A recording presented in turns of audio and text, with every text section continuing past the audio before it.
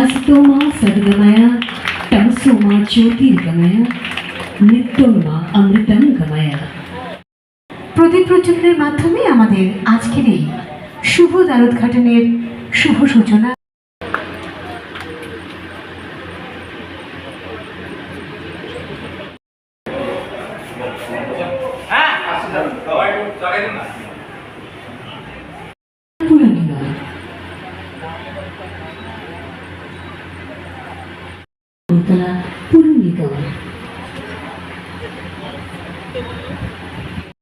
টাকা লাগে আমরা ইচ্ছে করে করেছি যে অন্তত সেই দিন আমরা একটু তাদের পাশে থাকি, সুন্দরভাবে একটা সাপোর্ট করি। এটা মানে কাউন্সিলের ডিসিশন এসে সরকারের সিদ্ধান্ত, সেই মোতাবেক আমাদের সরকারের সময় কোনো টাকা লাগে না, কিন্তু তাদের যে নিয়মাবলী কাজ করতে যে জিনিসপত্র থেকেই মেনে, কিন্তু সেক্ষেত্রেও যাতে জুলুম না হয়।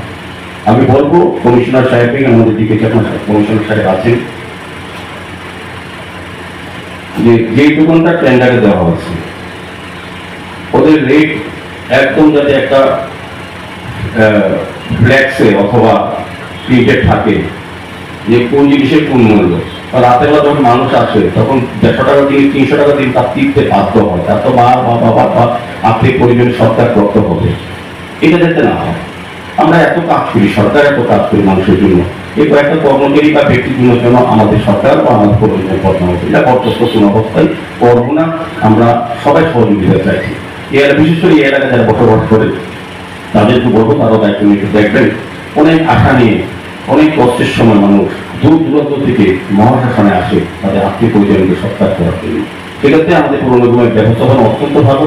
আমাদেরকে আরো দুটি ইলেকট্রিক চুল্লি আমরা অনুমোদন পেয়েছি, সরকার দিয়েছে, আমরা বসাবো। বাকি চুল্লিগুলো চলছে, যেগুলো আছে এটা মেনটেন্স করা হচ্ছে।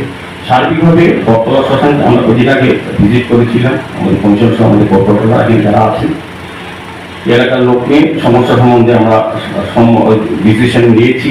এখানে একটা ঘাটের প্রয়োজন আছে, কারণ যারা সৎকার করতে আছেন তাদের নদীতে নামা অসম্ভব কষ্ট হয়, পলি মাটি জমে থাকে, সেই কারণে আমরা এখানে একটা ঘাট পাকা ভালো ঘাট করে দেবো। এই জায়গাটা বাজিয়ে দেওয়া হবে, স্মার্ট সিটিতে কমিশনকে বলা হয়েছে।